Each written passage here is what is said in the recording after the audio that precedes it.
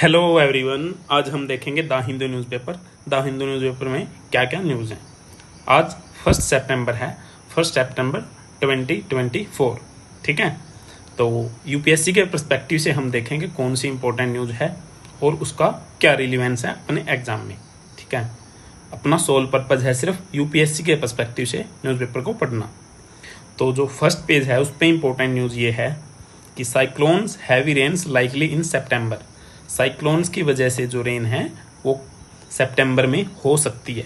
ठीक है, तो इस न्यूज़ की क्या रिलेवेंस है यूपीएससी के पर्सपेक्टिव से। साइक्लोन जो हमारा है GS1 का टॉपिक है मेंस में एंड प्रीलिम्स में ज्योग्राफी में। ठीक है, तो ये देखना हमें साइक्लोन क्या होते हैं, इससे रिलेटेड कॉन्सेप्ट, और साइक्लोन से रिलेटेड मेंस के लिए क्या इंपॉर्टेंट है वो देखेंगे हम। ला नीना अल नीना क्या होता है ये देखेंगे। ठीक है, तो लेट्स स्टार्ट। तो सबसे पहले हम साइक्लोन को ही कवर करते हैं, साइक्लोन क्या होते हैं। और देखो, साइक्लोन सबसे पहले पर्सपेक्टिव क्या क्या रहेंगे हमारे, प्रीलिम्स एंड मेंस दोनों पर्सपेक्टिव से हम साइक्लोन्स को देखेंगे। तो साइक्लोन क्या होते हैं, rapid inward air circulation. Air circulation होती है बस। ठीक है, इनवर्ड मतलब अंदर की तरफ। ठीक है, एक लो प्रेशर एरिया क्रिएट हो जाता है, लो प्रेशर एरिया, उसके अंदर की तरफ एयर सर्कुलेशन होती है, उसी को साइक्लोन बोलते हैं। तो अलग अलग जो स्फीयर है हमारे, नॉर्दर्न हेमिस्फीयर और सदर्न हेमिस्फीयर, उसमें जो एयर की सर्कुलेशन है वो अलग अलग होती है। ठीक है, जैसे नॉर्दर्न हेमिस्फीयर में क्या होती है, एंटी क्लॉकवाइज, और सदर्न हेमिस्फीयर में क्या होती है, ये क्लॉकवाइज। क्लॉकवाइज का मतलब जिस साइड घड़ी की सुई घूमती है उसको क्लॉकवाइज बोलते हैं, और उसके अपोजिट को बोलते हैं एंटी क्लॉकवाइज। ठीक है, आई होप कि आप लोगों को समझ में आ गया होगा। उसके बाद जो साइक्लोन है वो हमारे 2 टाइप्स के होते हैं। 2 टाइप कौन कौन से हैं साइक्लोन के, ट्रॉपिकल और एक्स्ट्रा ट्रॉपिकल। ठीक है, ट्रॉपिकल जो साइक्लोन है वो ट्रॉपिक ऑफ कैंसर और ट्रॉपिक ऑफ कैप्रिकॉर्न के बीच में आते हैं हमारे। अब ट्रॉपिक ऑफ कैंसर और ट्रॉपिक ऑफ कैप्रिकॉर्न क्या होती है ये हमें पता होना चाहिए। जैसे ये हमारा अगर स्फीयर है तो ये हमारी इक्वेटर होती है, इसके 23.5 नॉर्थ में और 23.5 साउथ में, दोनों साइड 2 लाइन होती है जो हमने इमेजिनरी लाइन कंसिडर कर रखी है।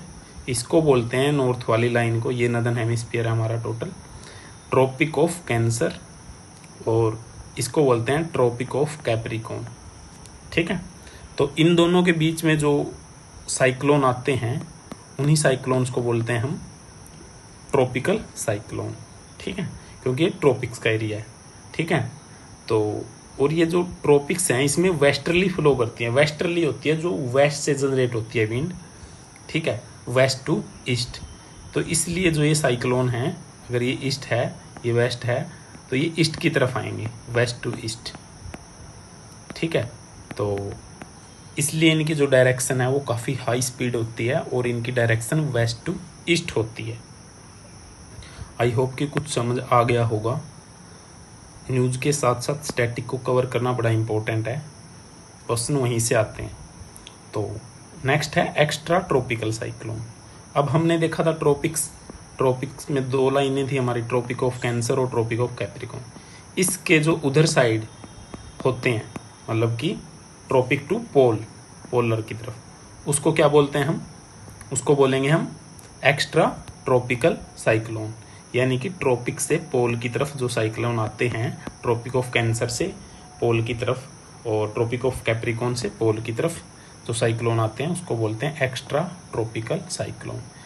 इसको टेम्परेट रीजन भी बोल देते हैं, जैसे ये रीजन टेम्परेट रीजन है। और हाई लैटिट्यूड रीजन, लैटिट्यूड क्या होते हैं, ये जैसे 0 डिग्री लैटिट्यूड है, ये 23.5 डिग्री लैटिट्यूड है। ठीक है, जैसे मान लो अगर अच्छे से देखें हम, ये 0 डिग्री लैटिट्यूड है, इसको क्या बोलते हैं हम, इक्वेटर, लाइन ऑफ इक्वेटर। ये 23 हाफ नॉर्थ की साइड है, ये 23 हाफ साउथ की साइड है। ये भी क्या है, लैटिट्यूड। ठीक है, ये क्या है, नॉर्दर्न हेमिस्फीयर, ये क्या है, सदर्न हेमिस्फीयर। ठीक है, तो ये जो एरिया है इसके बाद का ये टेम्परेट रीजन आता है, उसके बाद पोलर रीजन आता है, ये भी क्या होता है टेम्परेट रीजन, उसके बाद पोलर रीजन। ठीक है, तो इस एरिया में जो साइक्लोन आते हैं उसको बोलते हैं हम एक्स्ट्रा ट्रॉपिकल साइक्लोन। ठीक है, ये बात भी समझ में आ गई। अगर ये बात समझ में आ गई तो ईस्ट टू वेस्ट, सॉरी ये ईस्ट है ये वेस्ट है। तो अब देखो, हमने देखा था कि जो ट्रॉपिकल साइक्लोन है उनकी डायरेक्शन क्या होती है वेस्ट टू ईस्ट, क्योंकि यहाँ वेस्टर्ली फ्लो करती है। ठीक है, तो वेस्ट टू ईस्ट होती है इनकी डायरेक्शन। लेकिन जो ये होते हैं हमारे यहाँ ईस्टर्ली फ्लो करती हैं, तो इनकी क्या होगी ईस्ट टू वेस्ट। ठीक है, ईस्ट टू वेस्ट। तो एक्स्ट्रा ट्रॉपिकल की डायरेक्शन क्या होती है east to west. I hope कि आप लोगों को समझ आ गया होगा। तो आगे चलते हैं फिर अब जो ट्रॉपिकल साइक्लोन हैं वो जनरेट कैसे होते हैं, उसके लिए कुछ कंडीशन होती है ट्रॉपिकल साइक्लोन के लिए। ठीक है, तो कौन कौन सी वो कंडीशन है। सबसे पहले तो जो सी सरफेस टेम्परेचर है वो 27 डिग्री सेल्सियस या उससे ज़्यादा होना चाहिए। ठीक है, नंबर 2 कोरोलिस फोर्स है वो प्रेजेंस होनी चाहिए। कोरोलिस फोर्स क्या होता है, ये ज्योग्राफिकल कंसेप्ट है। कोरोलिस फोर्स होता है अर्थ के मूवमेंट की वजह से जो फोर्स क्रिएट होता है, मूवमेंट ऑफ अर्थ की वजह से, उसको कोरोलिस फोर्स बोलते हैं। अभी के लिए इतना ही समझ लीजिए। Small variation in vertical wind speed, जो विंड होती है हमारी हॉरिजॉन्टल और वर्टिकल 2 टाइप की होती है। तो वर्टिकल विंड में स्मॉल वेरिएशन होनी चाहिए, ज़्यादा डिफरेंस नहीं आना चाहिए।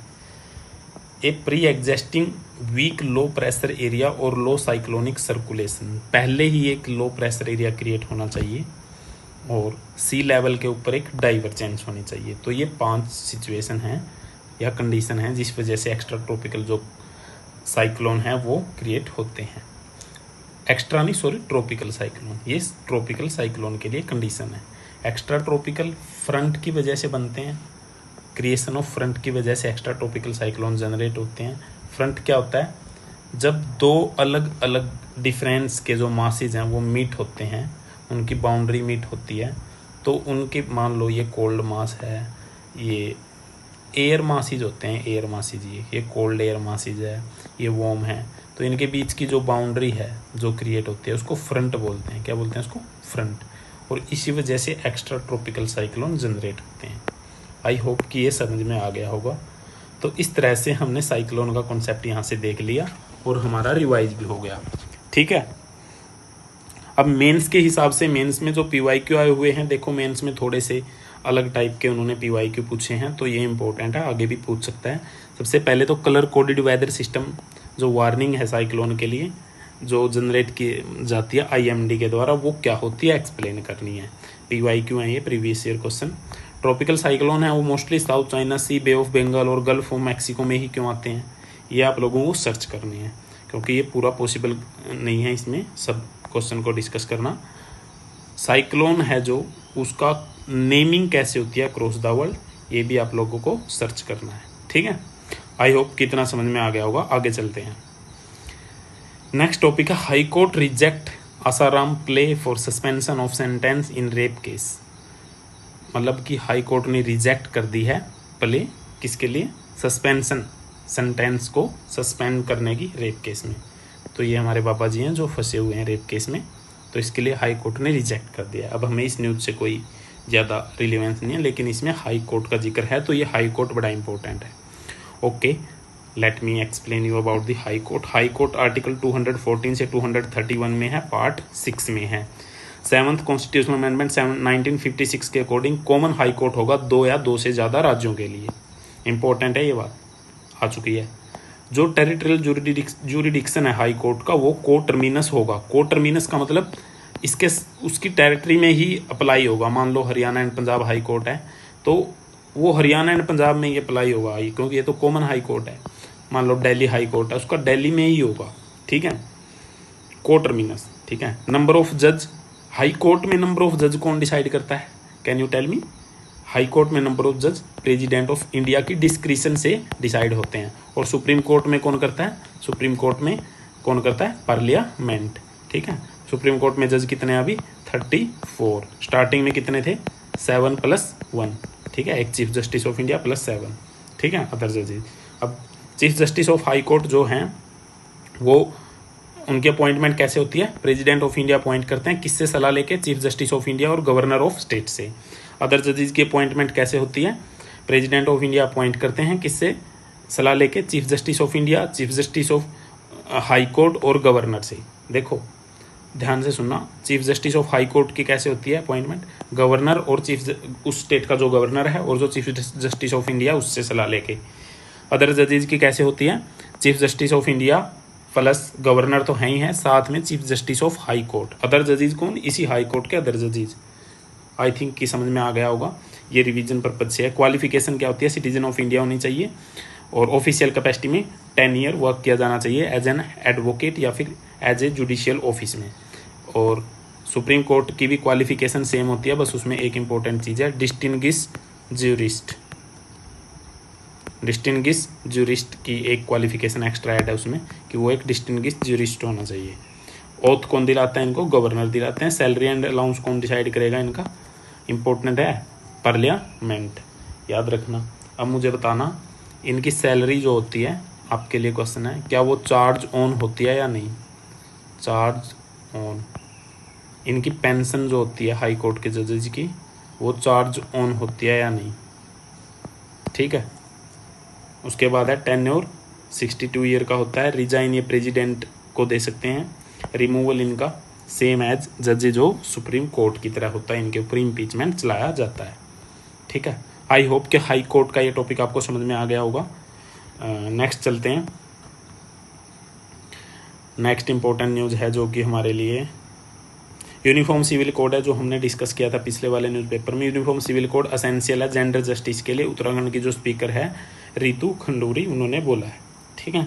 तो यूनिफॉर्म सिविल कोड उत्तराखंड में फर्स्ट स्टेट बना after independence to apply uniform civil code. उससे पहले कौन था, गोवा था। कौन से आर्टिकल में है, 44 में। कहाँ है 44 आर्टिकल, डीपीएसपी में। डीपीएसपी में कौन से पार्ट में है, डीपीएसपी पार्ट 4 में, ठीक है। पार्ट 3 बताइए मुझे, पार्ट 3 में क्या है और पार्ट 2 में क्या है। नेक्स्ट चलते हैं। Slowing GDP growth due to lower government expenditure, MCC.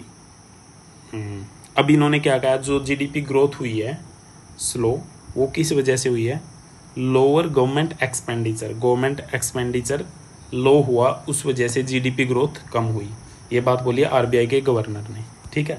तो इस न्यूज़ से हम इम्पोर्टेंट बैकग्राउंड देख लेते हैं, उसके बाद आगे चलते हैं।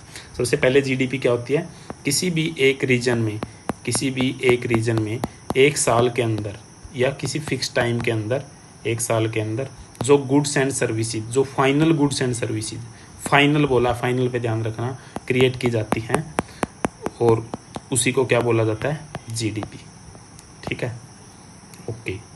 अब एनडीपी क्या होती है, NDP net gross domestic product and net domestic product. इस जीडीपी में से जब हम डेप्रिसिएशन को माइनस कर देते हैं, डेप्रिसिएशन को घटा देते हैं, तो एनडीपी आ जाती है। डेप्रिसिएशन क्या होता है, मान लो आपने एक मोबाइल फ़ोन ख़रीदा, मोबाइल फ़ोन के अंदर एक साल के अंदर मान लो 10,000 रुपये का आपने ख़रीदा, तो एक साल के अंदर उसमें जो वियर एंड टीयर की वजह से उसकी जो कीमत है वो 8,000 रह जाएगी अपने आप।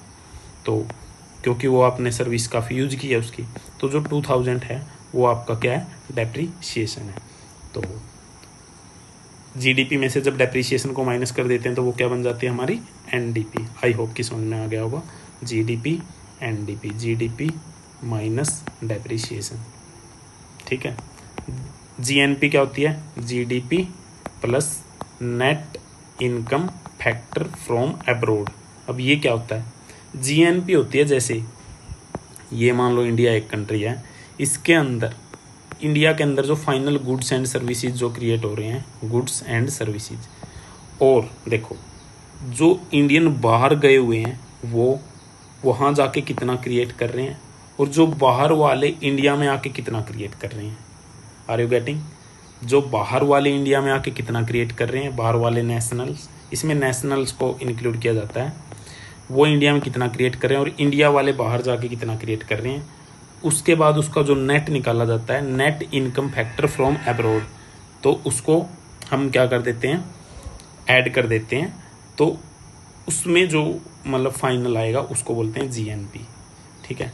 एनएनपी क्या बोलेंगे, जीएनपी में से हम जब क्या माइनस कर दें, डेप्रीसिएशन, ठीक है। जीएनपी में से हम नेट, ये भी नेट आ गया ना, ठीक है। एनएनपी एट फैक्टर कॉस्ट को बोलते हैं हम national income, NNP eight factor cost, ठीक है।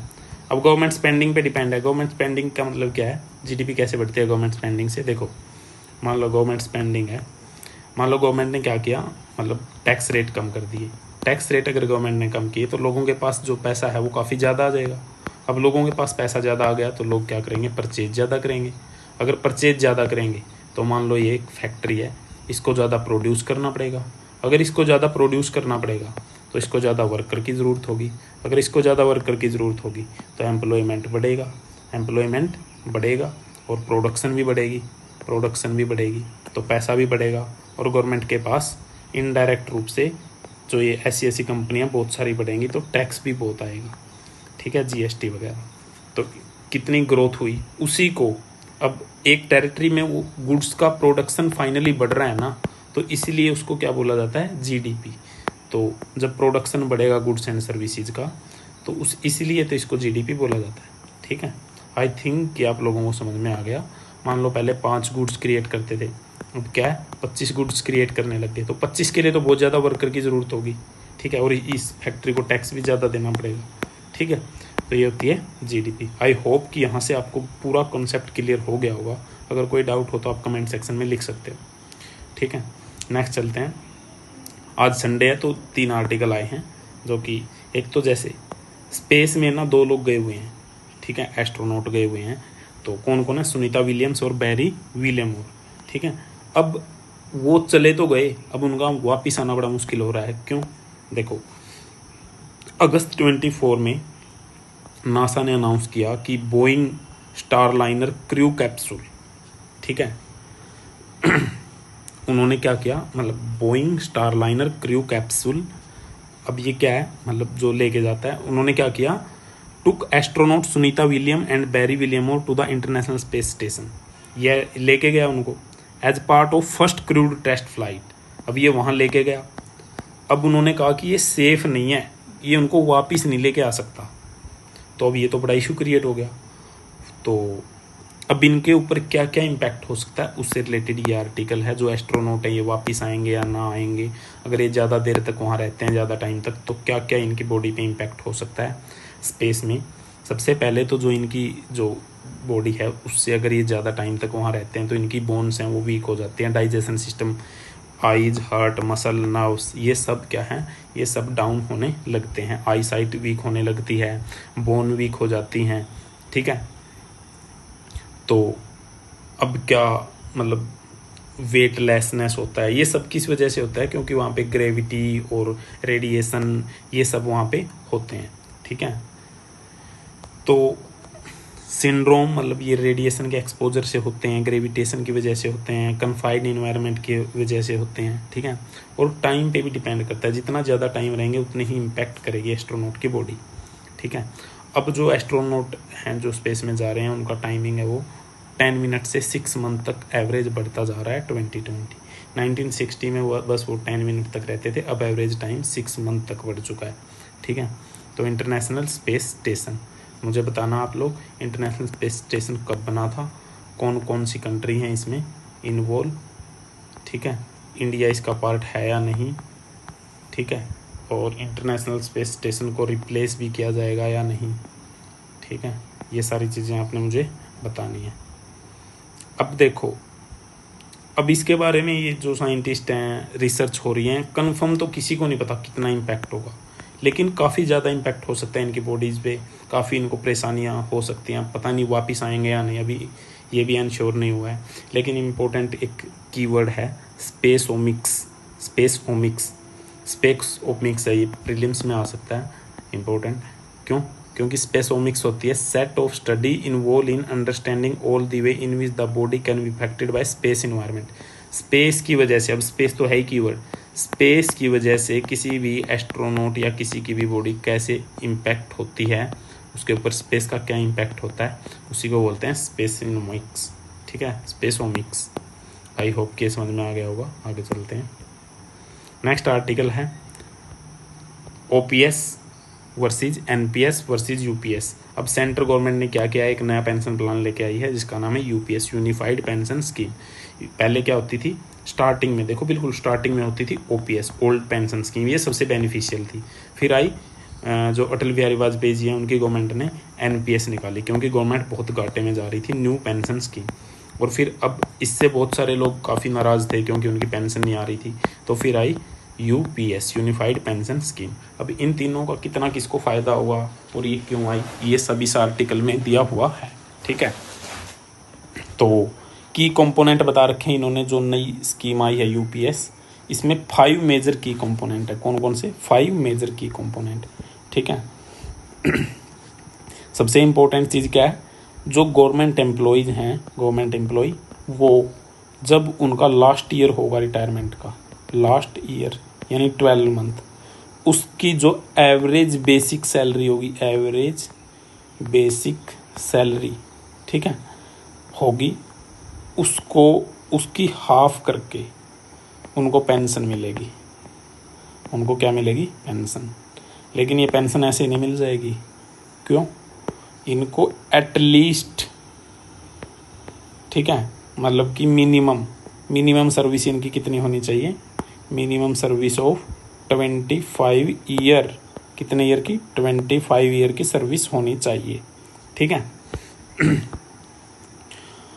और उसके बाद क्या होगा? बेनिफिट वो है प्रोपोर्शनली लो होता जाएगा। किसके लिए? जिसकी 25 से कम होगी। मिनिमम पेंशन 10,000 होगी। ठीक है, जिन्होंने एटलीस्ट 10 ईयर तक काम किया है। 25 ईयर सर्विस होगी तब भी मिलेगी, 10 ईयर तक काम किया तब भी मिलेगी, उससे नीचे तक किया उनको नहीं मिलेगी पेंशन। ठीक है, उसके बाद फैमिली पेंशन भी मिलेगी। मान लो जिसको पेंशन मिल रही है उसकी डेथ हो जाती है, उसके बाद जो उनको पेंशन मिल रही थी उसका 60% पेंशन उसके जो डिपेंडेंट है उसको मिलेगी, उसकी वाइफ को या जो बाकी है। ठीक है, आई होप कि ये समझ में आया होगा। ठीक है, उसके बाद ये पेंशन बढ़ेगी भी इन्फ्लेशन के साथ साथ। इन्फ्लेशन अब इम्पोर्टेंट कंसेप्ट है। अब मुझे बताओ, इन्फ्लेशन सीपीआई को हम मेजर करते हैं या डब्ल्यूपीआई से मेजर करते हैं? ठीक है, सीपीआई क्या होता है, डब्ल्यूपीआई क्या होता है, और इंडिया में किसको हमने फॉलो कर रखा है, पहले किसको फॉलो किया था हमने? ठीक है, तो ये मुझे बताना है आप लोगों को, और आप आंसर दीजिए इसका कमेंट सेक्शन में सर्च करके। तो सीपीआई के बेस पे हम इसको इंक्लूड करते हैं, CPI for industrial worker, CPI for industrial worker. ठीक है, तो ये सारा है जो यूपीएस है उसके लिए। ठीक है, अब इसने बता रखा है पूरी हिस्ट्री की, कैसे एनपीएस क्यों लेके आए थे, ओपीएस क्या थी। ओपीएस क्या थी? ओपीएस काफ़ी बेनिफिशियल थी एम्प्लॉयज़ के लिए। ओपीएस में क्या था? देखो, इसमें तो एवरेज बेसिक सैलरी मिलती है, वो भी जो यूपीएस है एवरेज बेसिक सैलरी की बात की गई है। ओपीएस में क्या था? ओल्ड पेंशन स्कीम में, ओल्ड पेंशन स्कीम जो हमारी लास्ट सैलरी होती थी उसका 50% मिलती थी। मान लो मेरी लास्ट सैलरी 2 लाख है, तो मुझे जो पेंशन मिलेगी वो 1 लाख मिलेगी पर मंथ, यानी कि पेंशन के रूप में मुझे ऐसे मिलेंगे पर मंथ, और वो बढ़ती भी जाएगी। और फैमिली पेंशन 60% थी लास्ट ड्रॉन पेंशन का, मतलब मेरे बाद जो मेरे पे डिपेंडेंट है। और मिनिमम पेंशन थी 9,000 प्लस डियरेंस अलाउंस, महंगाई भत्ता। ठीक है, और जो रिटायरमेंट पे एम्प्लॉय 40% निकाल सकता है टोटल का। ठीक है, तो ये है, ये क्या थी हमारी ओल्ड पेंशन स्कीम। ये सबसे अच्छी थी क्योंकि उन्होंने बेसिक का नहीं था, वो लास्ट सैलरी की थी 50%, लेकिन इससे स्टेट पे काफ़ी बर्डन पड़ गया था। तो इस वजह से जो एनपीएस लेके आई थी गवर्नमेंट, एनपीएस में क्या है कि एनपीएस में कंट्रीब्यूशन होता है दोनों साइड से। मान लो 10% सैलरी एम्प्लॉयज़ की कटती है, 14% गवर्नमेंट कंट्रीब्यूट करती थी, फिर 18.5 भी किया है यूपीएस में, अब इतना कर रही है। अब ये दोनों जितने भी पैसे इकट्ठे होंगे लास्ट में इकट्ठे होकर मिल जाएंगे, इसको शेयर मार्केट में इन्वेस्ट किया जाता है और लास्ट में जितने पैसे इकट्ठे होते हैं वो मिल जाते हैं। तो ये हमारी एनपीएस है। ठीक है, तो यूपीएस, ओपीएस और एनपीएस, आई होप कि आप लोगों को समझ में आ गया होगा इसका डिफरेंस। ठीक है, अब गवर्नमेंट ने चेंज क्यों किया? क्योंकि एम्प्लॉयज़ में बहुत सारी नाराज़गी थी और जो गवर्नमेंट है इलेक्शन में भी ये मेजर फैक्टर बन रहा था। कांग्रेस है वो हर इलेक्शन में ये बोल रही थी हम ओपीएस लागू करेंगे, तो बीजेपी को काफ़ी लॉस हो रहा था। तो इसलिए एक कमेटी बनाई गई थी, किसके अंडर में, पेंशन से रिलेटेड एक कमेटी बनाई गई थी टीवी सोमनाथन के अंडर में, ठीक है। अब जब उन्होंने मतलब ये कमेटी ने ही रिकमेंड किया एक यूपीएस का सिस्टम, टीवी सोमनाथन वाली कमेटी ने यूपीएस का, ठीक है। और अब इसमें देखते हैं आगे क्या इम्पैक्ट होगा और कैसे ये मतलब स्टेट पे कितना बर्डन पड़ेगा। तो आई होप कि ये आर्टिकल भी आप लोगों को समझ आ गया होगा। नेक्स्ट है, देखो पेंशन वाला जो आर्टिकल है ये GS3 में यूज हो सकता है, अगर पूछेंगे तो इकोनॉमी पे क्या इम्पैक्ट हो सकता है, या जो भी मेंस में पूछ सकते हैं वो लोग। उसके बाद है how will morality law hit Afghan women, ये बड़ा इंपॉर्टेंट है, GS1 में यूज हो सकता है, एग्जाम्पल में एथिक्स में आप यूज कर सकते हो। अब देखो ये इसमें क्या है कि जो तालिबान है उन्होंने क्या किया है, तालिबान ने एक अनाउंस किया है, एक 114 पेज का जो है वो डॉक्यूमेंट निकाला है ऑफिशियल गजट। उन्होंने कहा है कि अब उन्होंने अपने और ज़्यादा स्ट्रिक्ट कर दिए हैं रूल रेगुलेशन मुस्लिम फीमेल के लिए, ठीक है। तो अब उन्होंने क्या बोला है, सबसे पहले तो जो मुस्लिम फीमेल है वो अपना पूरे बॉडी को कवर करेगी, ठीक है, सिंगिंग नहीं करेगी, चैंटिंग नहीं करेगी, मतलब पूरी लगाम लगा दी है इनके ऊपर, उनके ऊपर बहुत ज़्यादा रिस्ट्रिक्शन हो गई है। मैन के ऊपर भी लगा दी इन्होंने, फीमेल के साथ साथ मेल के ऊपर भी, कि बियर्ड ग्रो करेंगे ट्रेडिशनल स्टाइल से, वेस्टर्न स्टाइल को फॉलो नहीं करेंगे, वेस्टर्न गेम तक नहीं खेलेंगे बच्चे, स्टोन मतलब मार्बल्स वाले गेम खेलेंगे, ठीक है। तो ये सब इन्होंने किया है। और उन्होंने कहा कि अगर फीमेल है वो ट्रैवल कर रही है किसी गाड़ी में, तो उसके साथ जब अगर मेल ड्राइवर है तो उस फीमेल के साथ एक मेल भी होना चाहिए उसका केयर टेकर, तभी वो ड्राइव कर सकती है। तो ऐसे ऐसे रिस्ट्रिक्शन जो लगाए जा रहे हैं, फीमेल की जो फ्रीडम है उनको फिर से मतलब कि वो उसमें स्टोन एज में जीने के लिए मजबूर कर रहे हैं। तो ये उनको बहुत ही मतलब उनकी जो ग्रोथ है उसको बहुत स्टैगनेंट कर देगा। थोड़ा सा इसमें हिस्ट्री भी बताई गई है। अफगान वोमेन को राइट टू वोट 1919 में मिला था और 1980 तक ये रहा। मिनिस्टर भी बनी है अफगानिस्तान में, फीमेल्स जजेज भी बनी है, सिंगर भी बनी है, डॉक्टर भी बनी है। लेकिन जब से तालिबान आया 1996 से उन्होंने बहुत ब्रूटैलिटी की, वो फिर से फीमेल को मेडाइवल एरा में ले आए और मतलब फ्रीडम थी ये सब उन्होंने छीन ली। और फिर तालिबान के बाद फिर यूएसए ने वहाँ एंट्री की थी, तो यूएसए की गवर्नमेंट रही, मतलब यूएसए की सपोर्टेड गवर्नमेंट थी, तब भी उन्होंने फिर से फ्रीडम दी फीमेल्स को। फीमेल में मतलब कि एक अफगान की फॉर्मर लॉ मेकर है फाउजिया कुफी, उन्होंने मतलब CNN को कोई किसी न्यूज़ में बताया है कि कुछ जो तालिबान के लीडर हैं उनकी डॉटर्स भी उस टाइम पे स्कूल में पढ़ती थी जब यूएस सपोर्टेड गवर्नमेंट थी वहाँ, क्योंकि यूएस मिलिट्री थी वहाँ पे। बट जैसे ही दोबारा से तालिबान पावर में आया, अभी तालिबान 2.0, ठीक है, तो उन्होंने फिर से वही सेम ड्रैकोनियन मेजर हैं वो लागू करने स्टार्ट कर दिए। और मतलब लोगों के बीच में वही से मतलब रिस्ट्रिक्शन हर एक चीज़ पे, फ्रीडम पे, लिबर्टी पे, बाहर निकलने पे, सब जगह उन्होंने पाबंदियां लगा दी। अब डिस्पेरिटी है, तालिबान अब ये बोल रही हैं कि देखो जो तालिबान, जहाँ कतर में एक बात हुई थी, समझौता हुआ था कतर में किस किस के बीच में, तालिबान और यूएसए, कि उन्होंने वहाँ बोला था कि हम ठीक है फीमेल को फ्रीडम देंगे, एजुकेशन देंगे, इक्वलिटी देंगे। लेकिन जो तालिबान ग्राउंड पे कर रहा है वो तालिबान अलग है, जो स्टोन एज की थिंकिंग है, जो एक्चुअली में पावर में है तालिबान, वो तो बहुत अलग है, ठीक है। वोमेन कैसे रिएक्ट कर रही हैं, अब मतलब वोमेन तो रिएक्ट कर ही नहीं सकती, वहाँ ब्रूटैलिटी ही इतनी है, ठीक है। तो एक और है फीमेल पास्थाना दुरानी, जो कि एक्साइल में, उन्होंने एक NGO थी नॉन प्रॉफिट, लर्न नाम से वो चला रखी है। वहाँ 661 गर्ल्स हैं जो अंडरग्राउंड स्कूल में पढ़ती हैं, मतलब पढ़ाना भी अलाउड नहीं है, शिक्षा भी अलाउड नहीं है वहाँ पे गर्ल्स को। तो वहाँ पे उनको मैथ, साइंस ये सब सिखाया जाता है, लेकिन तालिबान से छुप छुप के, अगर वो उनको पता चल गया तो वो उनको भी बंद करवा देंगे। अब इंटरनेशनल क्या रिस्पॉन्स आया, इंटरनेशनल रिस्पॉन्स वही है कि UN ने कहा है कि ये गलत है, ह्यूमन राइट वालों ने भी कहा ये गलत है, लेकिन एक्शन तो नहीं ले रहे ना ग्राउंड लेवल पे, ठीक है। तो पॉलिटिकल प्रेशर तालिबान पे कुछ ज़्यादा बनाया नहीं जा रहा। तो अगर यूएन और जो वर्ल्ड के लीडर हैं वो तालिबान के ऊपर अच्छे से प्रेशर बनाए तो तालिबान ये सब जो भी हैं, ये सब जो रिस्ट्रिक्शन है उनको कम कर सकता है। इंडिया तो स्टार्टिंग से ही जो मतलब सपोर्ट में रहा है, वोमेन एजुकेशन होनी चाहिए, और मतलब वोमेन एजुकेशन होनी चाहिए, इंक्लूसिव डेवलपमेंट होना चाहिए, रिप्रेजेंटेशन होना चाहिए, मतलब वोमेन को इक्वल राइट मिलने चाहिए। ठीक है, तो ये सारी चीज़ें हैं जो कि काफ़ी इम्पोर्टेंट हैं इस आर्टिकल में। आई होप कि आप लोगों को समझ में आ गया होगा। ठीक है, अब एक छोटी सी न्यूज़ है। प्रोफेट ऑफ प्राइवेसी, टेलीग्राम के जो फाउंडर हैं उनको अरेस्ट कर लिया गया था। तो बच्चों में ये भी हड़बड़ी मच गई थी कि टेलीग्राम बंद होगा। आई होप कि अब ना हो, because it has played very crucial role for UPSC aspirant. ठीक है, अब ये पैसिफिक आइलैंड के जो कंट्री हैं, पैसिफिक आइलैंड को अपने मैप में देखना है जाके, उसमें कौन कौन सी कंट्री हैं, उनकी मीटिंग हुई है। ओशेनिया ग्रुप कहाँ है ये भी देखना है।